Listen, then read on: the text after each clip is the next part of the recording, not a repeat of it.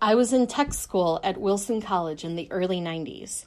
I was that eager student sitting front and center in the classroom, hand always raised first to answer a question or volunteer to do a demonstration.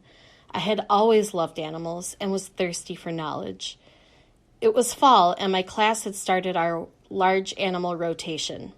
We had a few animals in the barn. A horse, a cow, sheep, and a few pigs were on site to help us learn restraint, blood draws, etc. Now I'm a city girl. Dogs, rabbits, and rodents are my thing. Large animals, not so much. But I was eager to jump right in and get started. That was my first mistake. Lesson 1 was how to rope a cow and make it lay down. We were in a section of the barn with a concrete floor covered in sawdust. Remember, this part is important. The instructor demonstrated how to rope the cow flawlessly. He then asked for a volunteer to try. I bet you can't guess whose hand immediately went up. I was chosen to demonstrate the roping technique and eagerly took the rope from my instructor. I roped the cow properly, then wrapped the rope around my forearm, my first mistake.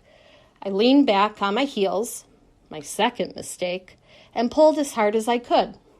The cow had had enough of this teaching nonsense and decided to leave, taking me with it. The cow proceeded to pull me around the barn like I was on water skis. Everyone had a good laugh at my expense. The next week, our lesson was on sheep. It was cooler out and I was wearing a sweater to class. More important information to remember on this one. We were to grab the sheep around its middle and tip it up on its rump to demonstrate restraint and to be able to shear its wool and tend to its feet. Again, I was the first to volunteer. Some people never learn.